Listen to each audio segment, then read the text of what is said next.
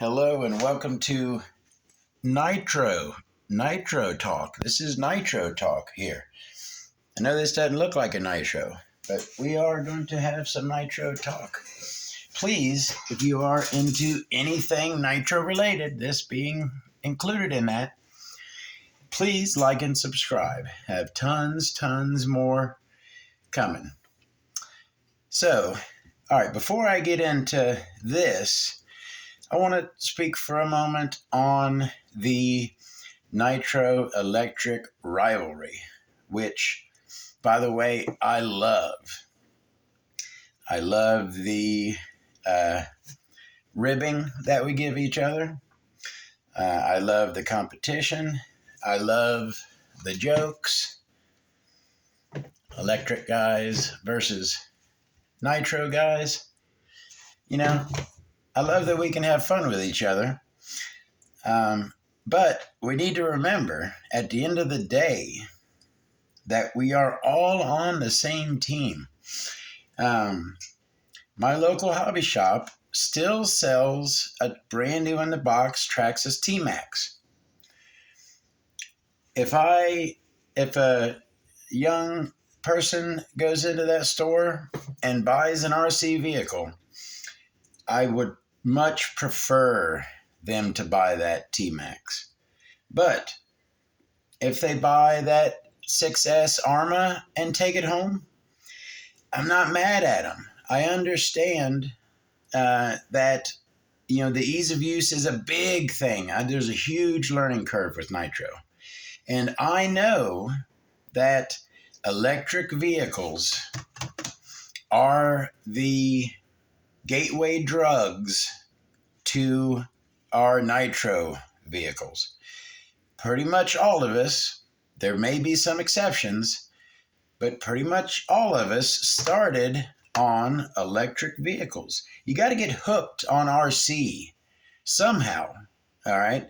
Some people, I'm sure there's some people who got their very first vehicle was a Nitro, but many of us started with electric vehicles. So one of the videos I want to make, I have coming up, is going to be my Nitro origin story. And it's going to be my path that led me to where I am. I consider myself a serious collector of Nitro engines and related things. But my path to that started on a record-breaking cold night in Columbus, Ohio in the early 90s with a Radio Shack Red Arrow. Not the Golden Arrow, which was a little bit more expensive. My dad could only afford the Red Arrow, which was still badass. Still took, a 7.2 volt battery pack. And at 17 degrees below zero, I was out in that snow playing with that car my birthday evening, the night of my birthday. I got that car and could not, at 17 degrees below, did not stop me from taking it outside and running that car around. And yes, that battery pack dumped in like 2.5 minutes because it was probably a 1200 milliamp pack and the freezing cold. And it probably took me 8 or 10 hours to recharge that battery pack to get another 2.5, 3 minutes out of it. But I still was hooked. The Red Arrow. I was big on the Tyco 9.6 volt turbo Bandit back in the day. I loved those cars. That was what got me to where I am. All right, so I've talked enough about we need to respect the electric cars that got us to where we are today. And this, maybe not this exact one, but what I call the Nico 9.6 volt turbo. Now, no, that's not the Tyco. Tyco made the 9.6 volt turbo vehicles, okay? But this Nikko takes 8 AA's, okay? 8 AA's. Standard, rechargeables is 1.2 volts each. That's 9.6 volts.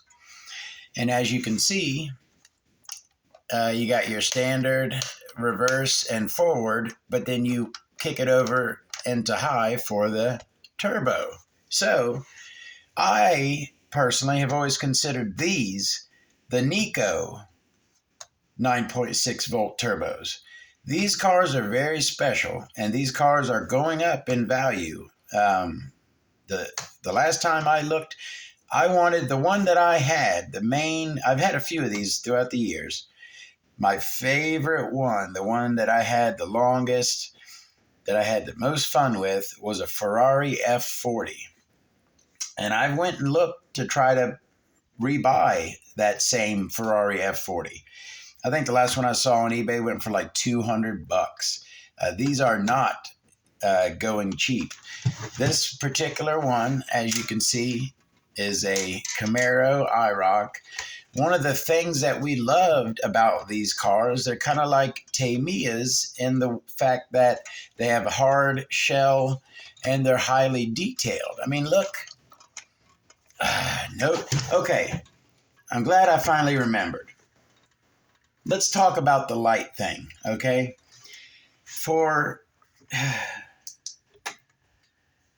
After the video I made last night, and I keep forgetting to turn this light on, right?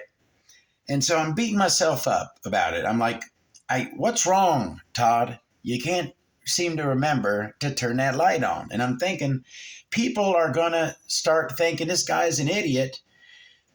He can't keep the light on. I'm not going to watch his videos, okay? This is what I'm thinking about. But then I'm thinking about this, and I'm like, you know what? Why is it that I never remember to turn the light on? Let's think about it for a sec.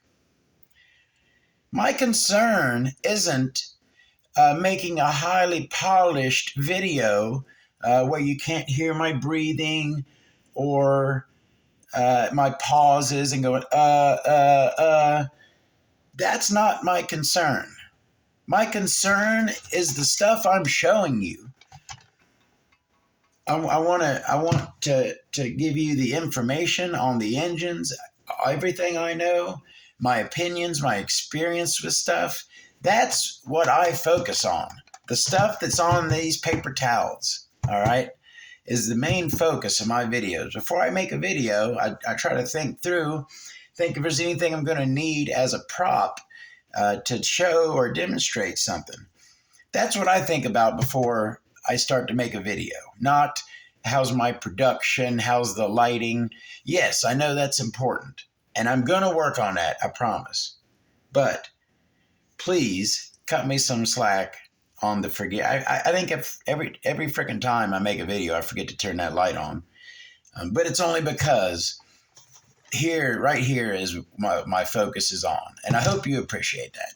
All right, so now that we've got some light, let's take a look at this gorgeous, very good shape, very good condition, vintage. This is 1984, people. 1984. This is not a modern vehicle. This is 40 years old right here. This beautiful classic Nikko 9.6 volt turbo Camaro IROC-Z. Just beautiful shape. A little bit of dust. It sits on the shelf. But just good looking all around. Now let's look at that bottom again. Now don't judge me. I keep these around for testing and for, use and stuff. But yeah, it's got cheap garbage, AA's in it. But as you can see, 1, 2, 3, 4, 5, 6, 7, and 8. A lot of cars this size try to get away with 4, 6 AA's. 8 AA's gave this thing some great power. High gear is only operated by NICAD. It had a high low gear switch. And yes, that is your steering trim. You adjusted your wheel alignment, it says, your steering trim by moving this slider to where make sure the car would drive straight. These are the perfect kitchen floor drifters. That's what I've always loved these cars for, is to take into your kitchen and on that nice hard floor and just get some good drifting going. These things got good power for their weight, and these things will drift around the kitchen so beautifully. A ton of fun throughout the this is the Camaro IROC. My main one, I don't think it's the first one I had, was that Ferrari F40. I had a Ford Escort police car with working lights, a light bar on top. That thing was awesome. Nico themselves, another one of the cars in my Nitro origin story video, one of the cars that played a big part was the Nico Dandy Dash. Nico made a couple hobby grade vehicles, the Super Sprint and Dandy Dash. They were kind of like sister vehicles, and fully kit vehicles. I had mine, came with a Futaba radio, bought it at Toy Liquidators in the early 90s. Those things are getting very collectible. Nico, the Nico brand, I'm sure so many of us Nitro people can remember having Nico vehicles.